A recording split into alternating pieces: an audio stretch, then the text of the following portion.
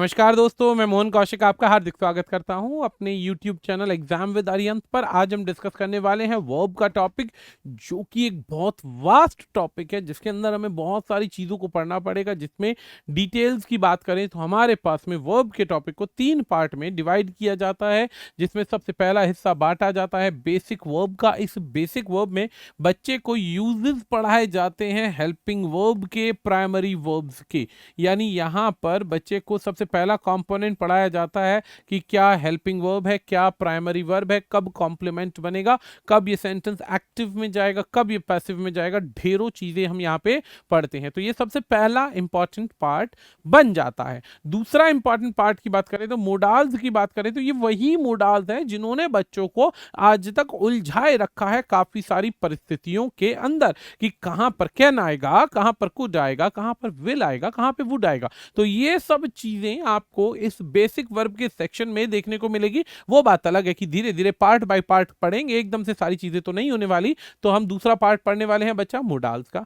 Modals के बाद तीसरा सबसे इंपॉर्टेंट पार्ट आता है हमारे पास में कॉजेटिव वर्ब्स का। कॉजेटिव वर्ब्स किसे कहते हैं? कॉजेटिव वर्ब्स जब हम कॉज क्रिएट करते हैं, ऑब्जेक्ट से कोई काम कराने का प्रयास करते हैं। आई रिपीट, जब हम कोई ऐसा कॉज क्रिएट करते हैं जिसमें काम बंदे को खुद ना करके ऑब्जेक्ट से कराना पड़ता है, जैसे मैंने माता से खाना बनवाया, मैंने दोस्त से काम करवाया, प्रिंसिपल ने मेरे से प्रोजेक्ट दोबारा बनवाया, तो ये क्या है? कॉजेटिव वर्ब्स हैं। इसके बाद में नॉन फाइनाइट वर्ब को कैसे भूल सकते हैं, जो कि एडवांस वर्ब का पार्ट कहलाता है। जो कि एडवांस वर्ब का पार्ट कहलाता है कि भैया ये तो एडवांस वर्ब में कहां पे जरेंड आएगा, कहां पे इन्फिनेटिव आएगा, कहां पे पार्टिसिपल आएगा। तो इन सभी चीजों को जब जज करना है, इन सभी चीजों को जब देखना है, तो हमें यूज करना पड़ेगा किसका? आपके नॉन फाइनाइट की वर्ब्स का। And the last part is conditional sentences. Conditional sentences, जितने भी सेंटेंसेस आपके आते हैं, किंतु, परंतु, लेकिन, बट, अगर ऐसा होता है, मगर ऐसा होता है, तो उस सिचुएशन के लिए कंडीशनल सेंटेंस का यूज किया जाता है।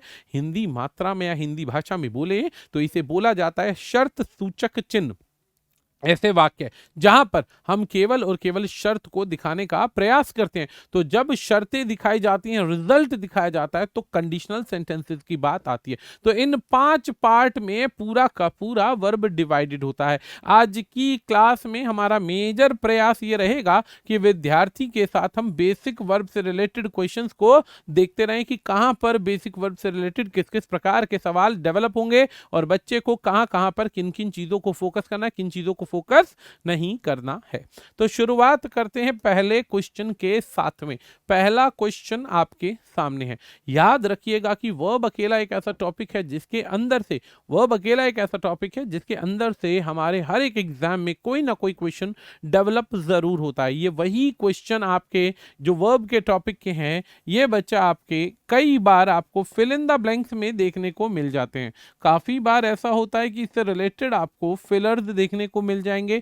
बैंकिंग में अक्सर इसका मेजर रोल रहता है, याद रखिएगा। एसएससी में अक्सर इससे रिलेटेड क्वेश्चन आ जाते हैं। फिलर्स की बात करें, फिलर्स के बाद में सेंटेंस इंप्रूवमेंट की बात करें, सेंटेंस इंप्रूवमेंट के बाद फ्रेज रिप्लेसमेंट की बात करें, तो ऐसे बहुत सारे क्वेश्चंस आपके वर्ब से बनते हैं। ये बात याद रखिए। इसी वर्ब के टॉपिक से कई बार बैंकिंग में, अदर एग्जाम में वॉइस और नरेशन के क्वेश्चन भी दिखा देते हैं पजल करके। यानी वर्ब का प्रयोग जो होता है ये गलत तरीके से दिखा देते हैं और बच्चा फंस जाता है। तो वॉइस और नरेशन के क्वेश्चन भी आपके आएंगे, तो किससे आएंगे? इसी टॉपिक से जनरेट होंगे। तो आपको चिंता नहीं करनी है, इस टॉपिक को गहराई से पढ़िए, एक एक चीज को जानने की कोशिश कीजिए, ताकि हमारे जितने भी विद्यार्थी घर बैठ के संपूर्ण ज्ञान भी प्राप्त करें और बिना गलती के काम हो। तो इसको क्या कहेंगे? इसी से संबंधित हम क्वेश्चन की बात करते हैं। तो पहला क्वेश्चन आप सभी के सामने आपकी स्क्रीन पर दिखाई दे रहा होगा। पढ़ते हैं इस क्वेश्चन को बेसिक पॉइंट की तरह।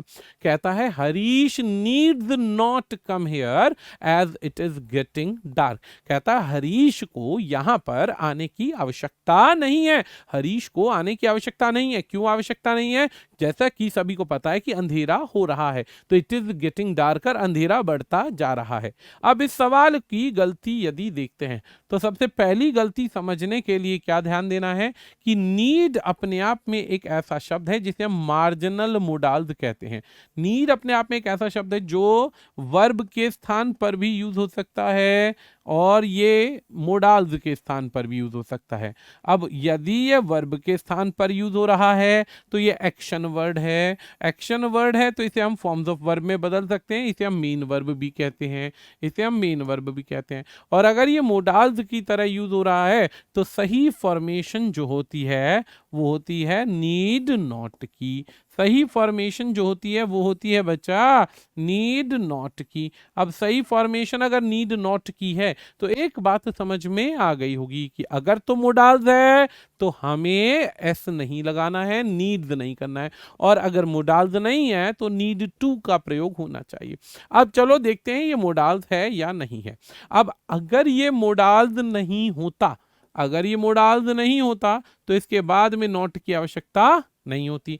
याद रखिएगा सेंटेंस का स्ट्रक्चर क्या कहता है। सेंटेंस का स्ट्रक्चर कहता है कि यदि आप नीड का प्रयोग करते हैं मोडाल्स की तरह तो इसके तुरंत बाद में नीड नॉट आएगा भाई। नीड नॉट के बाद में मेन वर्ब आएगी, फर्स्ट फॉर्म होगी जो कि, और उसके बाद में ऑब्जेक्ट आएगा, उसके बाद में ऑब्जेक्ट आएगा, क्योंकि ये नॉट तभी आता है नीड के साथ जब ये मोडाल्स का काम करता है। अब मोडाल्स का काम करता है तो नीड नॉट एक मोडाल है, नीड्स नॉट कोई वर्ड नहीं होता है, नीड्स नॉट कोई वर्ड नहीं होता है। अब ऐसी परिस्थिति में सही उत्तर बन जाएगा, क्या बन जाएगा, नीड नॉट। नीड नॉट हमारा सही मोडाल बन जाएगा।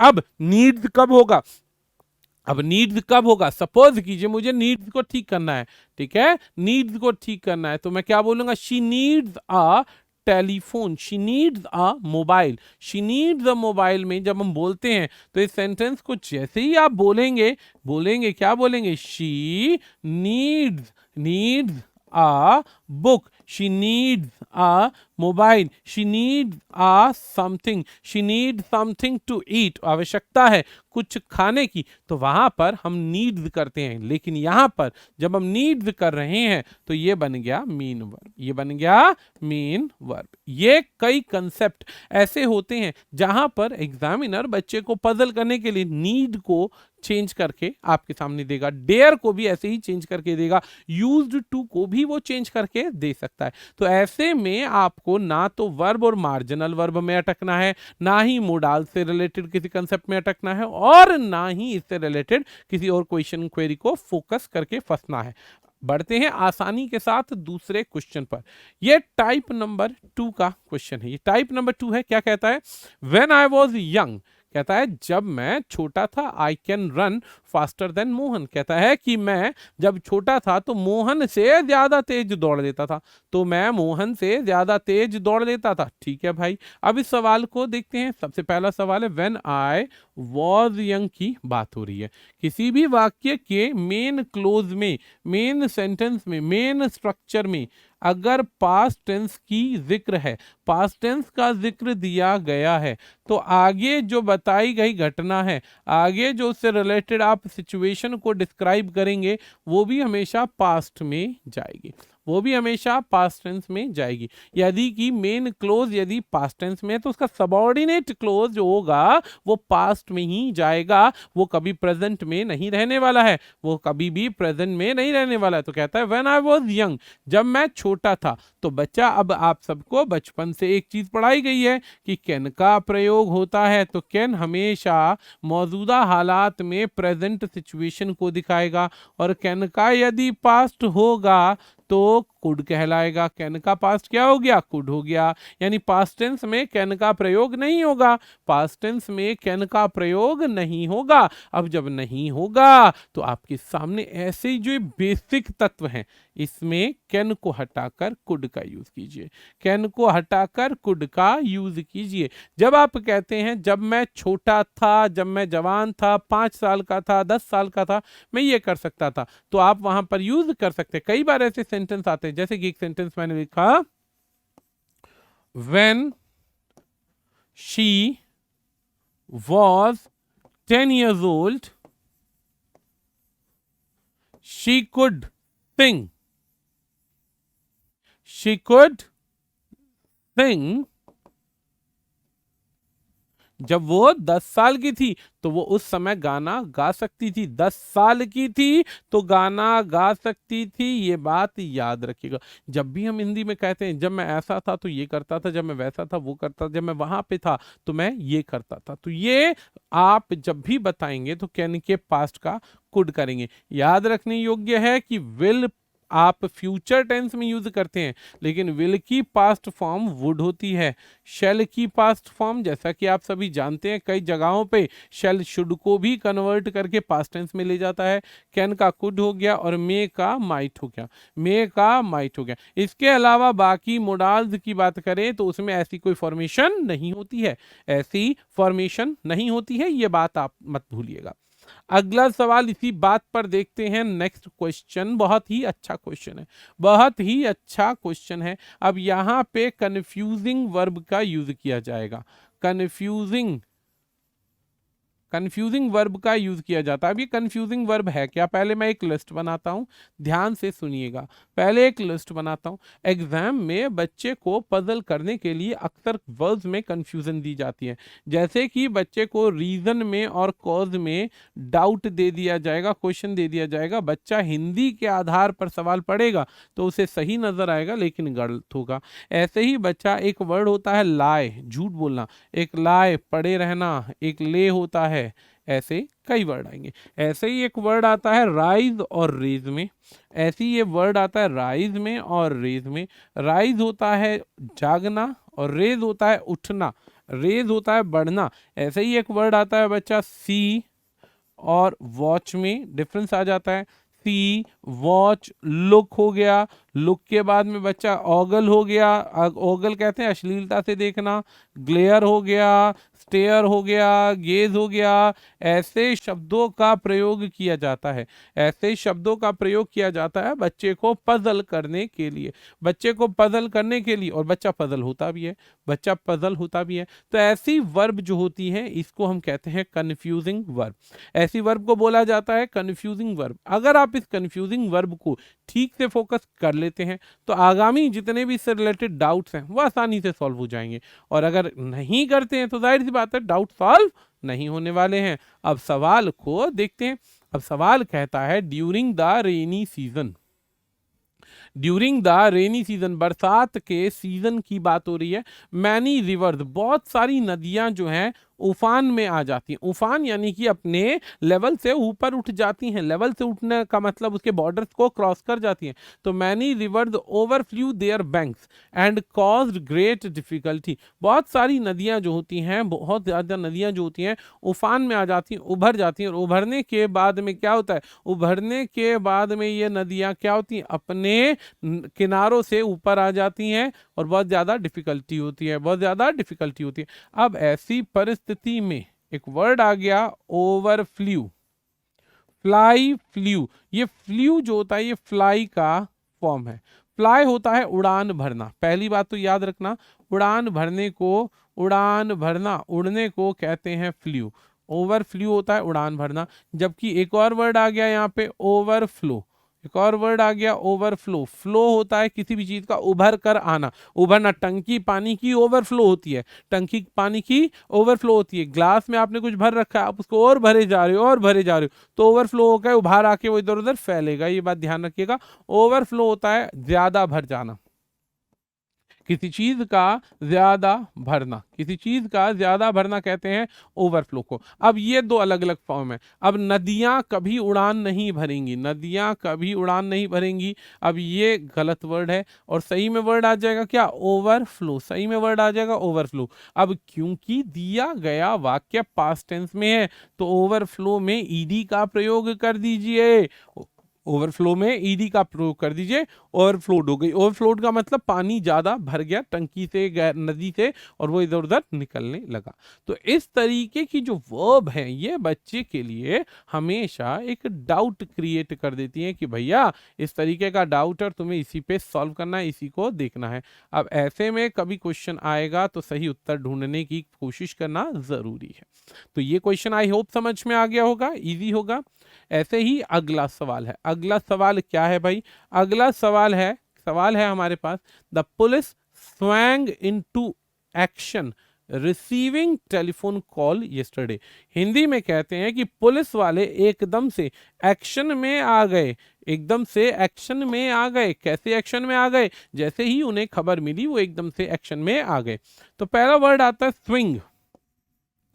स्विंग से, स्विंग होता है झूला, और स्विंग होता है किसी चीज का हरकत में आना, किसी चीज का मोशन में आना, एक्टिव हो जाना। स्विंग का सेकंड फॉर्म होता है स्वैंग। स्विंग का सेकंड फॉर्म होता है स्वैंग, और दूसरा फॉर्म होता है swing swung swung. Swing swung swung, किसी चीज का हरकत में आना, किसी चीज का हरकत में आना। अब दिया गया वाक्य जो है ऑलरेडी पास्ट फॉर्म में है। दिया गया वाक्य ऑलरेडी किस में है बच्चा? ऑलरेडी पास्ट फॉर्म के अंदर है। स्विंग का मतलब होता है, एक होता है झूला झूलना, लेकिन ये झूले झूलने की बात नहीं हो रही है। किसी चीज का हरकत में आना, किसी चीज का एक्टिव हो जाना, एक्टिविटी में आ जाना कहते हैं। अब ऐसी परिस्थिति में पुलिस के साथ में स्वैंग नहीं आएगा, झूला नहीं झूल रहे हैं, एक्टिव हो रहे हैं, हरकत में आ रहे हैं। तो पुलिस स्वंग इनटू एक्शन, एकदम उठ खड़ी हुई एक्शन में, और उसके बाद में जैसे ही कॉल रिसीव हुआ तो काम करना शुरू हो गया। ये होता है गलत फॉर्म ऑफ वर्ब यूज करने का तरीका। अब कई बच्चों को जैसे लूज और लूज में और लॉस में अंतर नहीं पता। लूज, लूज और लॉस में अंतर नहीं पता। अब जब अंतर नहीं पता है तो ऐसे में वे गलत आंसर में अटक जाएंगे। समझना है, प्रयास करना है सही तरीके से, तभी उत्तर बन पाएगा, तभी उत्तर बन पाएगा। ये बात ध्यान रखिएगा, तभी ध्यान रखना है। बढ़ते हैं अगले क्वेश्चन की तरफ। नेक्स्ट क्वेश्चन क्या है हमारे पास में, देखते हैं। नेक्स्ट क्वेश्चन है number 3। He was so inquisitive। ये बहुत अच्छा क्वेश्चन है। He was so inquisitive। Inquisitive का मतलब होता है जिज्ञासु। आपने देखे होंगे ऐसे बहुत सारे लोग जो बहुत जिज्ञासु होते हैं, जिनको सवाल पूछने का बड़ा मन करता है। हर छोटी छोटी बात पे सवाल पूछेंगे, ऐसा क्यों होगा, ऐसा कैसे होगा, ये किसने किया, क्यों किया, कैसे सॉल्व होगा। तो जब भी आपके सामने ऐसे कुछ इनक्यूजिटिव क्वेश्चन आ जाएं, जब भी ऐसे क्वेश्चन आपके सामने इनक्यूजिटिव से रिलेट आ जाएं, तो ये याद रखिएगा, इनक्यूजिटिव का मतलब होता है बहुत ज्यादा जिज्ञासा होना, बहुत ज्यादा जिज्ञासा होना। पता है छोटे बच्चे बहुत ज्यादा जिज्ञासु होते हैं, वो अक्सर सवाल पूछते हैं, ये कैसे होगा, ये क्या है, इसको क्या कहते हैं, फिर ऐसे क्यों नहीं करते। तो ऐसे में जब सैकड़ों सवाल पूछे जाते हैं कम समय के अंदर, तो वर्ड आता है, क्या वर्ड आएगा? इनक्यूजिटिव। चलो खैर, ही वॉज सो इनक्यूजिटिव, वो इतना ज्यादा, सो मतलब ज्यादा, इतना ज्यादा उत्सुक है, जिज्ञासु है, दैट उसने उठाए काफी सारे क्वेश्चन क्लास के अंदर, काफी सारे सवाल उसने क्लास में उठाए। यानी हर बात पे उसके पास कोई ना कोई सवाल था जिसके लिए उसे जवाब की आवश्यकता थी। सवाल था, जवाब की आवश्यकता थी। ठीक है जी। अब यहाँ पे दो वर्ड आते हैं, यहाँ पे दो वर्ड आते हैं। पहला वर्ड आता है राइज, और एक वर्ड आता है बच्चा रेज। राइज का मतलब होता है उगना, सूरज उगता है, याद रखिएगा। और रेज होता है आवाज उठाना, किसी चीज के विपक्ष में बोलना या फिर कुछ भी पूछना। कई सारे इसके अर्थ होते हैं। राइज का सेकंड फॉर्म होता है दोस्तों राइज, रोज, और थर्ड फॉर्म होता है राइजन। राइज, रोज, राइजन। अच्छा जी, उठना, उगने से रिलेटेड हो गया, राइज, रोज, राइजन। अच्छा जी, दूसरा पॉइंट आ गया रेज। रेज का सेकंड फॉर्म होता है रेज्ड, और थर्ड फॉर्म होता है रेज्ड। अब जैसे कि आपने देखा कि बेसिक वर्ब जो अभी हम पढ़ रहे हैं, बेसिक वर्ब पढ़ रहे हैं, इसमें ज्यादातर क्वेश्चन किससे रिलेट आएंगे? ज्यादातर क्वेश्चन बच्चे के सामने डाउट बनकर आएंगे केवल और केवल एक परिस्थिति के, और वो परिस्थिति क्या होगी? और वो परिस्थिति होगी आपकी सिमिलर वर्ब की, एक जैसी वर्ब की। जो एक जैसी वर्ब होगी वो हमेशा आपको पजल करेगी। अब ऐसे में इस रेज का एक क्वेश्चन देखते हैं। जैसे कि अब मैंने कहा Suresh raised his voice, Suresh ने अपनी आवाज उठाई, तो raised his voice. Suresh raised his voice against corruption. Suresh raised his voice against corruption. अब करप्शन क्या होता है? सुरेश ने अपनी आवाज उठाई, किसके खिलाफ उठाई? करप्शन के खिलाफ उसने आवाज उठाई। तो चलो जी, यहाँ पे अगर एग्जामिनर रेज्ड की जगह रोज कर देता या राइज्ड कर देता तो उसका कोई अर्थ नहीं बनता, कोई अर्थ नहीं बनता। जैसे हम कहते हैं ना, I raised my hand to ask a question, I raised my hand to ask a question, मतलब क्या भाई, मैंने सवाल पूछने के लिए अपना हाथ उठाया, सवाल पूछने के लिए अपना हाथ उठाया। तो ऐसे में रेज को सही तरीके से लिखना अनिवार्य है, अनिवार्य है। अगला क्वेश्चन आता है, बहुत इंटरेस्टिंग क्वेश्चन है हमारे पास में। अगला क्वेश्चन एक बार पढ़ते हैं ताकि समझ में आए। अब ये क्वेश्चन है, द टीचर टोल्ड दैट। अब सबसे पहले तो यहाँ पे सैड और टोल्ड का डिफरेंस समझना पड़ेगा, सैड और टोल्ड का डिफरेंस समझना पड़ेगा, तभी हम आगे बढ़ पाएंगे। खैर कोई बात नहीं। Teacher told that the students should have gone to the library. Teacher ने बताया, किसको बताया? टीचर ने बोला या बताया, किसको बताया? स्टूडेंट्स को बोला कि भाई अपना समय वेस्ट करने की जगह लाइब्रेरी चले जाइए, लाइब्रेरी चले जाइए। अब इस सवाल के अंदर गड़बड़ क्या है? सबसे पहले अगर टेक्निकल टर्म बोले तो टेक्निकल टर्म है कि टोल्ड का प्रयोग तभी होता है जब साथ में कोई ऑब्जेक्ट हो या लिसनर हो, ऑब्जेक्ट हो या लिसनर हो। यदि वाक्य में ऑब्जेक्ट या लिसनर नहीं है तो टोल्ड का इस्तेमाल नहीं होगा। आपको याद है, नरेशन जब बच्चे को पढ़ाया जाता है, डायरेक्ट को इनडायरेक्ट टेंस में बदलने की बात की जाती है और बात होती है असर्टिव सेंटेंस की, तो सेड टू के बदले बच्चा लगता है टोल्ड, सेड टू के बदले में लगता है टोल्ड।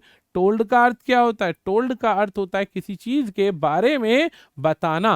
सैड होता है बोलना, टोल्ड होता है किसी भी चीज के बारे में बताना, बताना कहेंगे, बताना, ठीक है।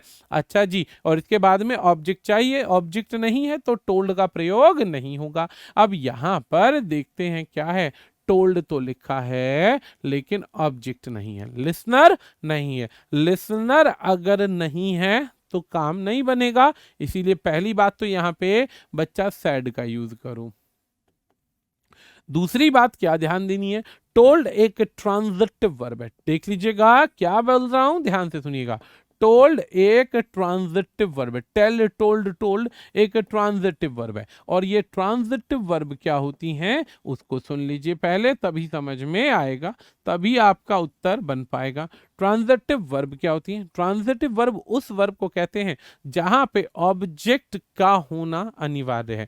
ऐसी वर्ब जो अधूरी वर्ब होती हैं, ऐसी वर्ब जो अधूरी वर्ब होती हैं जिन्हें अपना अर्थ पूरा करने के लिए ऑब्जेक्ट की आवश्यकता होती है, ठीक है। ऐसी अधूरी वर्ब, इसके लिए इंग्लिश में लिख सकते हैं, those verbs always require an object, those verbs always require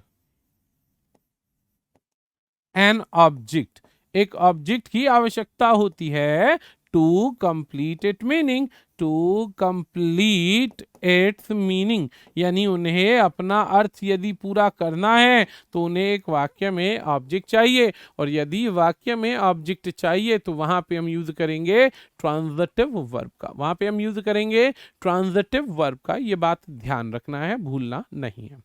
बढ़ते हैं अगले सवाल की तरफ। तो ये समझ में आ गया होगा कि टीचर के बाद में टोल्ड नहीं आएगा क्योंकि लिसनर चाहिए, और लिसनर नहीं है तो ये गलत हो जाएगा। अगला सवाल आता है, बहुत ही अच्छा क्वेश्चन है, बहुत ही अच्छा क्वेश्चन है। क्या क्वेश्चन है भाई, ध्यान दीजिएगा।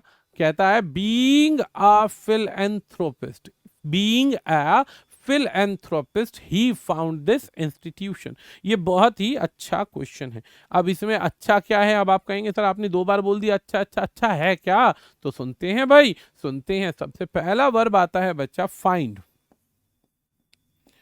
फाइंड होता है किसी चीज को खोजना, फाइंड होता है किसी भी चीज को खोजना, ढूंढना, ठीक है जी। चलो जी, फाइंड हो गया, खोजना है, ढूंढना। इसका सेकंड फॉर्म हो जाएगा फाउंड, इसका सेकंड फॉर्म हो जाएगा फाउंड, और थर्ड फॉर्म हो जाएगा बच्चा फाउंड। सेकंड और थर्ड दोनों ही फॉर्म हो जाएंगे फाउंड और फाउंड के। अच्छा जी, इसी की जगह अगर एक वर्ड हम बोलते हैं केवल फाउंड, ये वर्ब की फर्स्ट फॉर्म है, ये वर्ब की फर्स्ट फॉर्म है। इधर फाउंड का अर्थ होता है किसी चीज की स्थापना करना, स्थापना करना, जैसे बिल्डिंग को फाउंडर मिल जाता है ना, बिल्डिंग की नींव रखी जाती, फाउंडेशन रखी जाती है, तो फाउंड मतलब होता है किसी चीज की स्थापना करना। सेकंड फॉर्म बनती है फाउंडर, सेकंड फॉर्म बनती है बच्चा इसकी फाउंडर, और थर्ड फॉर्म भी बनती है इसकी, क्या बनेगी थर्ड फॉर्म भी, फाउंडर, सॉरी फाउंडेड और फाउंडेड, फाउंडेड और फाउंडेड। सेकंड फॉर्म बनेगी आपकी फाउंडेड और थर्ड भी बनेगी फाउंडेड। जब आप किसी बिल्डिंग की नींव रखते हैं, स्थापना करते हैं, किसी बिल्डिंग को बनाते हैं, तो वहां पे फाउंडेशन वर्ड यूज किया जाता है, फाउंडेशन। तो ऐसे में यहां पर फिलेंथ्रोपिस्ट कहते हैं मनुष्य प्रेमी को, ऐसा व्यक्ति जो मनुष्य से प्रेम करता है। मनुष्य प्रेमी था, इसलिए इसी वजह से उसने बिल्डिंग की स्थापना करी, इसलिए उसने इस बिल्डिंग की स्थापना करी। और दिया गया वाक्य पता चल रहा है अतीत की बात कर रहा है, तो अतीत की जब बात कर रहा है तो यहाँ पे आ जाएगा ही फाउंडेड दिस इंस्टीट्यूशन, उसने इस संस्था की स्थापना करी, ही फाउंडेड दिस इंस्टीट्यूशन। जब आप फाउंडेड कर देंगे तो ये आंसर सही होगा, अदरवाइज ये आंसर गलत हो जाएगा, अदरवाइज ये आंसर गलत हो जाएगा। आपको इस चीज का बहुत ख्याल रखना पड़ेगा। ऐसी बहुत सारी वर्ब आती हैं, जैसे 100 का मतलब होता है एक जगह देखना होता है, और एक 100 का अर्थ होता है किसी चीज को आरे से काटना, एक का मतलब होता है आरे से काटना। अब सोचिए कौन से वर्ड की बात हो रही है, क्योंकि इसकी सेकंड फॉर्म तो सॉर्ड हो जाएगी, इसकी सेकंड फॉर्म तो सॉर्ड हो जाएगी, और इसकी सी सॉसीन हो जाएगी। तो ऐसी कन्फ्यूजिंग वर्ब जब आएगी, ऐसे कन्फ्यूजिंग सेक्शन जब बच्चे के सामने आएंगे, तो आपको अवेयर रहना है, और अवेयर रहने के साथ साथ इस बात का ख्याल रखना है खास तौर पर कि क्या सही है और क्या गलत है। बढ़ते हैं अगले क्वेश्चन की तरफ, बहुत ही अच्छा क्वेश्चन है।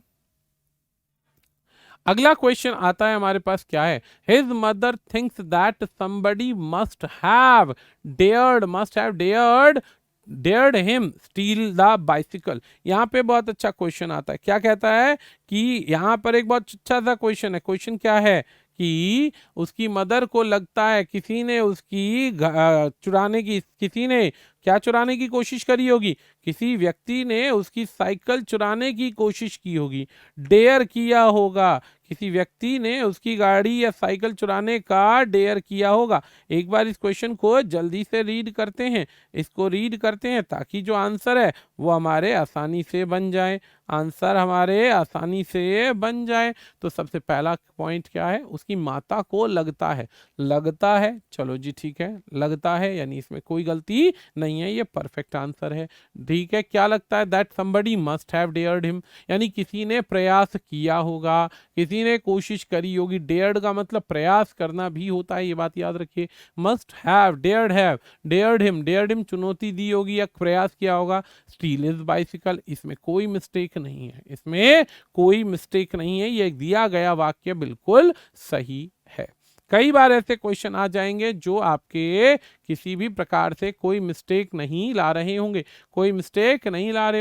तो क्या है अगला क्वेश्चन, देखते हैं। The Indian team can not win the series, Indian team series नहीं जीत पाई, can not win the series, ठीक है, can not win the series, okay, can not win यानी नहीं जीत सकती, और कुड नॉट होता है अतीत में नहीं जीती, चलो जी ठीक है। And ever pulling off a draw could be a tough proposition या proposition with its main bowler not playing. अब यहां पर भी कहता है क्यों ऐसा हुआ, ऐसा इसलिए हुआ क्योंकि इसके मेन प्लेयर्स नहीं खेल रहे थे। चलिए 10 सेकंड दिएगा, एक बार इस क्वेश्चन को जल्दी से देख लीजिए, 10 सेकंड है बच्चा, इस क्वेश्चन को जल्दी से एक बार देख लो। अब इस क्वेश्चन में अक्सर ऐसी गड़बड़े आएंगी, तो देखते हैं क्या गलती है भाई, देखते हैं क्या गलती है, जल्दी से देखिएगा, जल्दी से देखते हैं। 10 second, time is running out, जल्दी से, चलो भाई, चलो देखते हैं। बहुत ही आसानी से 10 सेकंड हो गए, नहीं कर पाए। वैसे तो मैंने उत्तर पहले ही बता दिया कि कैन का प्रयोग होता है प्रेजेंट टेंस के अंदर, कैन का प्रयोग होता है प्रेजेंट टेंस के अंदर, कि ऐसा काम नहीं हो पाया। क्यों नहीं हो पाया, लॉजिक हमने बताया। ठीक है जी, यहाँ पे कहता है कि इंडियन टीम कैन नॉट के स्थान पर कुड नॉट का प्रयोग होगा। नहीं जीत सकी, नहीं जीत सकी, पास्ट में नहीं जीत सकी। क्यों नहीं जीत सकी, क्योंकि उसके मेन प्लेयर तो खेल ही नहीं रहे थे, मेन बॉलर तो खेल ही नहीं रहे थे। तो Indian team could not win the series, नहीं जीत पाई, and ever pulling off a draw, और यहां तक कि वो ड्रॉ भी नहीं कर पाई, या मुश्किल हो गया। क्यों, क्योंकि could be a tough proportion, क्योंकि उसके लिए बहुत मुश्किल रहा होगा। It's main players not playing, क्योंकि उसके मेन प्लेयर्स नहीं खेल रहे थे, नहीं खेल रहे थे। तो पहली गलती है कि अतीत की बात हो रही है तो प्रेजेंट टेंस का प्रयोग नहीं होगा, प्रेजेंट टेंस का प्रयोग नहीं होगा। अगला क्वेश्चन देखते हैं। ये जो क्वेश्चन है ये बैंक में स्पेशली आईबीपीएस के पोर्शन में देखने को मिला, क्योंकि जितने भी बैंकिंग के क्वेश्चन होते हैं वे बड़े होंगे नॉर्मल परिस्थिति से, नॉर्मल परिस्थिति से बड़े होंगे, ये बात याद रखिएगा। अगला सवाल बहुत आसान है, इसको एक बार देखते हैं। Property dealer was shoot dead, was shoot dead, shoot हमारे पास में वर्ब की फर्स्ट फॉर्म होती है, उसका सेकंड फॉर्म आता है शॉट डेड। चलो जी, फिर भी हम एक बार को पढ़ते हैं। यहां पर कहता है property dealer was shoot dead by 4 unidentified jacket clad man, यानी कि 4 लोग थे जिन्हें पहचाना नहीं जा सकता, लेकिन जैकेटों को उन्होंने वियर किया हुआ था, खुद मुंह छुपा रखा था।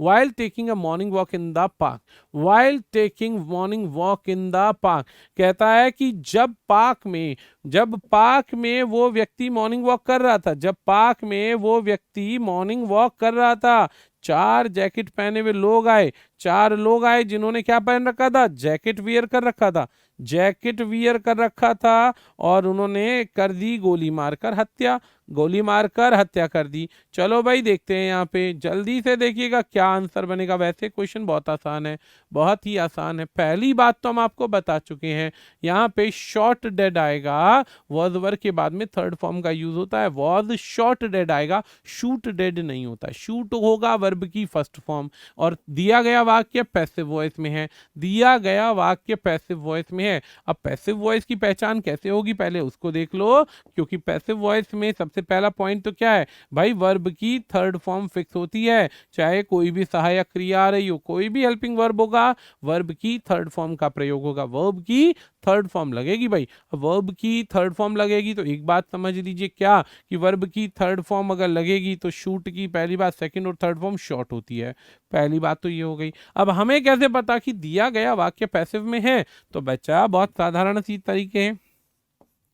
जब एक्शन करने वाला व्यक्ति, जिसने एक्शन किया है, जिसने एक्शन किया है वो व्यक्ति अगर अंत में आता है, अंत में आता है यानी कि वर्ब के बाद में सब्जेक्ट का प्रयोग होता है, जिसने एक्शन किया वो वर्ब में सब वर्ब के बाद आ रहा है, तो वो पैसिव वॉइस बनेगा, वो बनेगा पैसिव वॉइस। अब इसको कैसे पहचानेंगे, वर्ब से पूछिए एक सवाल, किसने गोली मारी, किसने गोली मारी, who shot the property dealer, who shot the property dealer. जब आप वर्ब से ये सवाल पूछेंगे तो इनडायरेक्टली और डायरेक्टली आपको आवश्यकता है एक सब्जेक्ट की, इनडायरेक्टली और डायरेक्टली आपको आवश्यकता है सब्जेक्ट की। अब आवश्यकता यदि सब्जेक्ट की है, आवश्यकता यदि सब्जेक्ट की है तो ये बात ध्यान रखिएगा, आवश्यकता यदि सब्जेक्ट की है तो ये बात ध्यान रखिएगा कि अगर सब्जेक्ट अंत में है तो यानी कि ये जो शुरू में है ये एक ऑब्जेक्ट है, काम इस पर हुआ है, गोली लगी है,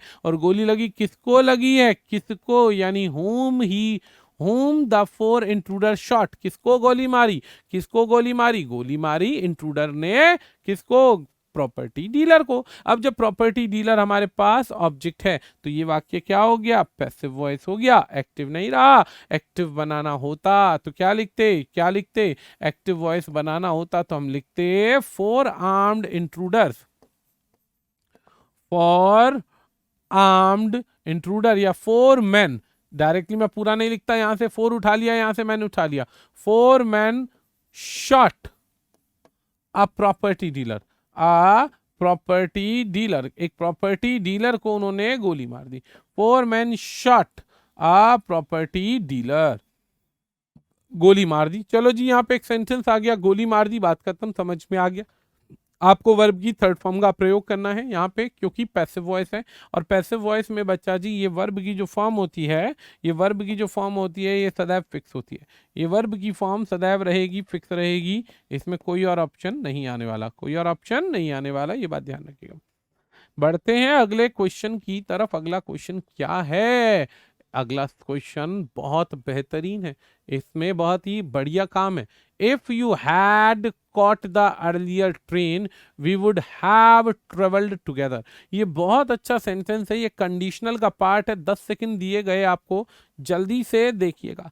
ये क्वेश्चन बहुत अच्छा है, कहता है कि अगर तुमने जल्दी वाली ट्रेन पकड़ी होती, पहली ट्रेन पकड़ी होती, तो हम साथ में काम कर रहे होते, साथ में चलते, साथ में चलते। जल्दी से देखिएगा क्या आंसर होने वाला है। बहुत इंटरेस्टिंग क्वेश्चन है बच्चा, ये बहुत इंटरेस्टिंग क्वेश्चन है। ऐसे क्वेश्चन अक्सर बच्चे को पजल करते हैं। अब क्योंकि मैं आपको बेसिक सेक्शन करा रहा हूं, तो बेसिक सेक्शन में इसमें कोई मिस्टेक नहीं है, बेसिक सेक्शन में इसमें कोई मिस्टेक नहीं है। अब इसका स्ट्रक्चर देखते हैं पहले कंडीशनल का। जब आप कंडीशन में थर्ड टाइप की कंडीशन पढ़ते हैं, थर्ड टाइप की कंडीशन पढ़ते हैं, तो थर्ड टाइप की कंडीशन सेंटेंस में आप इस तरीके के स्ट्रक्चर का प्रयोग करते हैं। पहले वो स्ट्रक्चर देख लो। जैसे हम अक्सर कहते हैं, अगर पढ़ाई कर ली होती ठीक से, अगर विद्यार्थियों ने ठीक से पढ़ाई कर ली होती तो वे कामयाब हो गए होते, तो वे कामयाब हो गए होते, हो गए होते। यदि पढ़ाई ठीक से कर ली होती, कर ली होती, तो ऐसे स्ट्रक्चर में आपको प्रयोग करना है इफ प्लस सब्जेक्ट का। यदि पार्टिसिपल में यहाँ पे हेड का प्रयोग किया गया है वर्ब की थर्ड फॉर्म के साथ में, अगर सेंटेंस में पार्टिसिपल में वर्ब की थर्ड फॉर्म का प्रयोग किया गया है, तो आगे आने वाले स्ट्रक्चर के अंदर, आगे आने वाले स्ट्रक्चर के अंदर आप सदैव प्रयोग करेंगे वुड हैव, कुड हैव या फिर might have. Would have, could have या फिर माइट हैव का प्रयोग किया जाएगा। वुड हैव, कुड हैव या माइट हैव का प्रयोग किया जाएगा ऑब्जेक्ट के साथ में, ऑब्जेक्ट के साथ में आप इस स्ट्रक्चर का यूज करेंगे, ये बात ध्यान रखना। चलो जी वर्ब देखते हैं। सबसे पहला कि सर हैड कॉट सही है। अब हैड कॉट की जगह वैसे हम ट्रेन के लिए बोर्ड का इस्तेमाल करते हैं, बोर्ड का इस्तेमाल करते हैं। If you had boarded the train होना चाहिए था, board the train, board the flight होता है, ये बात याद रखिए। परंतु कॉट भी गलत नहीं है, ज्यादातर बच्चों को बचपन से यही पढ़ाया जा रहा है। कॉट का मतलब क्या होता है? जाके ट्रेन को पकड़ना, यानी अपनी सीट को घेरना, यानी इसमें कोई मिस्टेक नहीं है, कोई मिस्टेक नहीं है, ये बिल्कुल परफेक्टली फाइन है। जब परफेक्टली फाइन है तो इसमें कोई गलती नहीं है। हैड कॉट अगर है, अगर वाक्य में हैड कॉट का प्रयोग किया गया है तो आगे वुड हैव, कुड हैव आना चाहिए। देखते हैं, if he had caught the earlier train, पहले वाली ट्रेन पकड़ लेते, would have, could have, would have, could have लिखा हुआ है, would have, could have travelled together, would have, could have travelled together, यानी कि हम एक साथ ट्रेवल कर रहे होते, एक साथ ट्रेवल कर रहे होते। ठीक है जी, ट्रेवल्ड टुगेदर। ठीक है भाई, यहां पर आंसर में कोई मिस्टेक नहीं है, दिए गए वाक्य में कोई मिस्टेक नहीं है, ये वाक्य एकदम एब्सोल्युटली फाइन है। इसको हम कैसे लिख सकते हैं? एक और क्वेश्चन देखिएगा। एक क्वेश्चन हमने लिखा, जैसे क्या क्वेश्चन है भाई? जैसे मैंने कहा, if the police had not reached on time, if the police had not reached on time, अगर पुलिस समय पर नहीं पहुंची होती, अगर पुलिस समय पर नहीं पहुंची होती तो उसके भाइयों ने उस लड़के को मार दिया होता। If the police had not reached on time, अब उस लड़की के भाइयों ने किसी लड़के को देखा होगा, वो परेशान कर रहा होगा लड़की को, तो उसको मार दिया होता वाली बात है। तो हम क्या लिखते हैं? her brothers would have, her brothers would have killed, her brothers would have killed him, would have killed। अब हिम लगा दो या ये कह दो कि उस लड़की के भाइयों ने उस लड़की को मार दिया होता, तो किल्ड हर हम लगा सकते हैं, किल्ड हर हम लगा सकते हैं। तो ऐसे वाक्य जब भी आपके सामने आएंगे तो एक बात याद रखिएगा कि आंसर बनाना बेहद आसान है।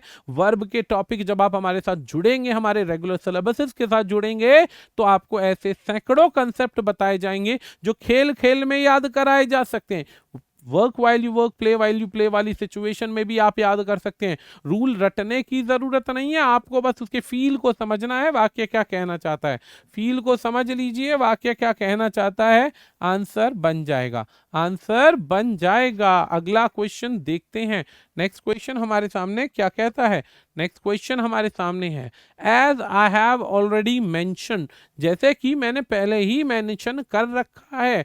I could learn as I have, अब ध्यान दीजिए, एज आई हैव का यूज है, हैव का यूज है, परफेक्ट पार्टिसिपल का यूज किया जा रहा है, पार्टिसिपल का यूज किया जा रहा है, और पार्टिसिपल का यूज यदि किया जा रहा है तो कहता है as I have earlier mentioned, have earlier mention, अगर पहले मेंशन कर दिया होता या कर दिया गया होता, आई कुड लर्न, कहता है I could learn a great deal, I could learn नहीं आएगा, पहली बात तो याद रखिएगा, आई कुड हैव लर्नड आना चाहिए, I could have learned a great deal during the 2 years I spent in England, during the 2 years I spent in England। जब भी बात आएगी इस तरीके के वाक्य की, इस तरीके के वाक्य की, तो चिंता किए बिना बहुत आसान कंपोनेंट और आसान कंसेप्ट के साथ हम इसको सॉल्व कर सकते हैं। कहता है आई हैव ऑलरेडी मेंशन, पहले ही बता दिया, पहले ही बता दिया, could have already mention, I have already mention, तो यहाँ पे क्या कीजिए, कुड हैव और साथ में कर दीजिए लर्नड,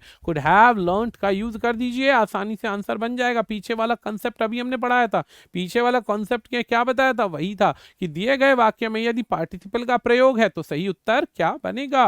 ठीक है जी, अगला क्वेश्चन आएगा भाई, हो गया ये वाला, ठीक है। अगला क्वेश्चन देखते हैं, क्वेश्चन नंबर 13। ऐसे ऐसे बेहतरीन क्वेश्चन जो आपको आगे मिलेंगे, आगे जो मोडाल्स के क्वेश्चन मिलेंगे, उन सभी क्वेश्चन के अंदर हमें यही कॉन्सेप्ट से लगाने हैं, ये बात याद रखिएगा। लेकिन केवल वही बच्चे लगा पाएंगे जिन बच्चों को आपने पहले ही तैयारी कर रखी है, जिन बच्चों ने पहले से तैयारी कर रखी है, जिनको आता है वे तो कर पाएंगे, जिन बच्चों को वीक, जो बच्चे बेसिकली वीक है थोड़े से अंग्रेजी में, जिनके कंसेप्ट में हाथ टाइट है, बहुत सारे बच्चे ग्रामीण क्षेत्र के हैं जिनको नहीं आ रहा है, तो ऐसे में आप हमारे सिलेबस से जुड़िए, पेड बैचेस से जुड़िए, जितने भी बैचेस में आपको सारी जानकारियां मिलती जाएंगी। अगला क्वेश्चन आप सभी के सामने 10 सेकंड के लिए जल्दी से पढ़िए, स्क्रीन से मैं आउट हो रहा हूं, जल्दी से देखिएगा, आपको पढ़ना है, फिर हम आंसर देंगे।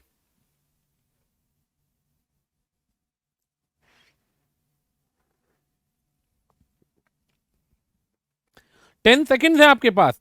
अक्सर ऐसे क्वेश्चन आते हैं, अक्सर ऐसे क्वेश्चन बच्चे को पजल करते हैं, ये बात ध्यान रखिएगा।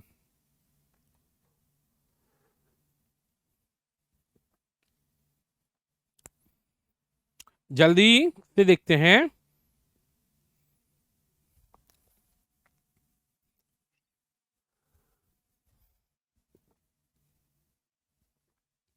हो गया होगा बच्चा, इतना डिफिकल्ट क्वेश्चन नहीं है ये, इतना डिफिकल्ट क्वेश्चन नहीं है ये। सबसे पहला वर्ड क्या है, इन्फ्लेशन से इन्फ्लेशनरी बना है। इन्फ्लेशन का मतलब क्या होता है, आपकी ज़रूरती चीज़ों का, जो भी डेली यूजेस में होने वाली ज़रूरतें हैं, चीज़ें हैं, उनकी कीमतों में कभी बढ़ाव आना, कभी घटाव आना, कभी कोई चीज़ बढ़ रही है, कभी कोई चीज़ घट रही है। ठीक है जी, इन्फ्लेशन से इन्फ्लेशनरी बना है। इन्फ्लेशनरी ट्रेंड जो है बाजार में चल रहा है, ट्रेंड इन द मार्केट है। ठीक है जी, हैव के बाद में इफेक्ट, एक वर्ड आता है बच्चा अफेक्ट, अफेक्ट होता है बुरा प्रभाव होना, अफेक्ट होता है किसी चीज का बुरा प्रभाव होना। अब चीजों का रेट बढ़ेगा, आज एक गरीब आदमी को पूरे दिन ओला उबर में गाड़ी चलाकर 2 पैसे बचते हैं, रोज रात को बेचारा रो पीट के 400-500 रुपए बचा पाता है मेहनत करने के बाद में। अब ऐसी परिस्थिति में अगर रेट एकदम से बढ़ जाए तेल के, गैस के, सीएनजी के, तो उसकी जो बचत का जो बेसिकली क्राइटेरिया होगा वो कम हो जाएगा। क्यों कम हो जाएगा, क्योंकि उसका जो सारा मार्जिन है वो तो खर्चे में चला गया। तो ऐसे में असर पड़ेगा, लेकिन असर कैसा पड़ेगा, बुरा असर पड़ेगा। एक और वर्ड है बच्चा यहाँ पे, इफेक्ट होना। इफेक्ट होता है प्रभाव होना, किसी के आने से, जैसे आप सब के जुड़ने से, टारगेट के सेक्शन के साथ जुड़ने से कितना प्रभाव पड़ेगा, कितना असर पड़ेगा, कितना असर पड़ेगा, उसके लिए हम यहाँ पर बात कर सकते हैं, उसके लिए हम यहाँ पे कंसेप्ट में बात कर सकते हैं कि कौन सा असर पड़ेगा। सवाल है क्या है, inflationary trends in the market have के बाद में अफेक्टेड आएगा, हैव के बाद में अफेक्टेड आएगा, इफेक्ट नहीं आएगा। अफेक्ट यानी बुरा प्रभाव पड़ा, किस पर, प्राइसेस पर बुरा प्रभाव पड़ा तेजी के साथ में। बढ़ते हैं अगले क्वेश्चन के लिए। अगले क्वेश्चन के लिए आज की क्लास में हम आप सभी के साथ में कुछ 15 क्वेश्चन के कंसेप्ट को पढ़ा रहे हैं, 15 क्वेश्चन के कंसेप्ट को पढ़ा रहे हैं। इन 15 क्वेश्चन के अंदर आपको ढेर सारे ऐसे क्वेश्चन मिल गए होंगे जो आपके काम आने वाले हैं, जो आपके काम आने वाले हैं। जल्दी से देखिएगा अगला क्वेश्चन क्या कहता है। वट एवर वन में से, कोई भी व्यक्ति कुछ कहता है उसके बारे में, of him no one dare call in question his honesty of purpose. कोई भी व्यक्ति कोशिश नहीं कर सकता, कोई कुछ भी बोल दे, कहते हैं ना वो कोई कुछ भी बोल दे लेकिन उसकी ईमानदारी पर कोई सवाल नहीं कर सकता, उसकी ईमानदारी पर कोई सवाल नहीं कर सकता। चलो भाई नहीं कर सकता तो क्वेश्चन देखते हैं। अब सवाल है नो वट एवर वन में से, चलो जी वट एवर वन में से कोई व्यक्ति कुछ भी कहता है, कह सकता है, ठीक है जी, लेकिन नो वन, अब वर्ड आता है हमारे पास में नो वन का, वर्ड आता है नो वन का। नो वन यानी कि एक सिंगुलर वर्ड है। अब इसके साथ में अगर वर्ब आएगी तो एस या ई एस वाली आएगी ना, एस या ई एस वाली आएगी। अब यहां पर ये जो वर्ड या मोडाल का प्रयोग है, ये मोडाल कौन सा है, डेयर है। ये मोडाल्स नहीं है, वर्ब है। क्यों, डेयर नॉट होता तो मोडाल्स होता। ये पहला क्वेश्चन हमारा आया था ना, याद होगा, नीड वाला, नीड वाला क्वेश्चन आया था। नीड नॉट हो जाएगा तो मोडाल है, नीड के साथ नॉट नहीं है तो वो मेन वर्ब है, मार्जिनल वर्ब है, मार्जिनल वर्ब है, मार्जिनल वर्ब है। इसके अंदर आपको बस इतना सा कंसेप्ट फोकस करना है कि आपको डेयर को रिमूव कर देना है और आपको डेयर्स कर देना है। क्यों कर देना है, एज पर वी नो कि ये एक सब्जेक्ट है और सब्जेक्ट में भी ये कौन सा पार्ट है, ये इनडेफिनेट प्रोनाउन है। और इनडेफिनेट प्रोनाउन की क्षेत्र में जितने भी वर्ड आते हैं, everyone, someone, no one, everybody, somebody, nobody, ऐसे ही एवरीथिंग, समथिंग, नथिंग, ये सब क्या है, each, every, either, neither, all these words are considered as singular. ये सभी सिंगुलर कंसीडर होते हैं और यदि सिंगुलर है तो दोस्तों वर्ब के साथ में एस या ई एस आएगा। अब आप कहेंगे सर आप तो वर्ब पढ़ा रहे हो लेकिन टॉपिक तो सब्जेक्ट वर्ब एग्रीमेंट का है। अरे मेरे भाई एक सिंपल सा पॉइंट समझना है कि ये सारे के सारे सेंटेंस जो हैं ये एक स्ट्रक्चर से बंधे हुए हैं, स्ट्रक्चर से बंधे हुए हैं। हर चीज एक दूसरे से कनेक्टेड है, हर चीज कनेक्टेड है। तो ये बात याद रखिएगा कि सेंटेंस में कोई भी परिवर्तन होगा उसके लिए हर एक पार्ट का रोल समझना अनिवार्य है, ये बात ध्यान रखिएगा। लास्ट क्वेश्चन आज की क्लास का, छोटा सा, फिर क्लास ओवर करेंगे, फिर नेक्स्ट क्लास में इससे संबंधित वर्ब का पार्ट 2 पढ़ने वाले हैं, मोडाल्स पढ़ेंगे, ये बात ध्यान रखिएगा। अब सवाल क्या है, there was such a crowd, such a crowd that he would not find his brother। अब इस सवाल को समझेंगे तो बहुत अच्छा क्वेश्चन है। कहता है इतनी भीड़ थी कि वो भीड़ देख के अपने भाई को ढूंढेगा ही नहीं, भाई खो गया खोन दो, भीड़ ज्यादा नहीं खोएगा, नहीं ढूंढेगा। अब एक वर्ड कहता है कि नहीं करेगा, नहीं करेगा, भीड़ ज्यादा है तो वो नहीं करेगा। और कुड का यूज करते हैं, कुड नॉट का यूज करते हैं तो नहीं कर पाया, नहीं कर पाया। अब दोनों के अंदर माइन्यूट सा डिफरेंस, बहुत छोटा सा अंतर है कि इतनी ज्यादा भीड़ थी कि वो भाई को नहीं ढूंढ पाया, नहीं ढूंढ पाया मतलब प्रयास किए। एबल, कुड का अर्थ क्या होता है, was able to, was able to यानी योग्य नहीं हो पाया, योग्य नहीं हो पाया, अतीत में प्रयास किए नहीं हुए, नहीं हुए। इसका मतलब आप यूज करेंगे कुड का और एरर बनेगा बी बॉम्बे, वुड को हटाकर कुड आएगा।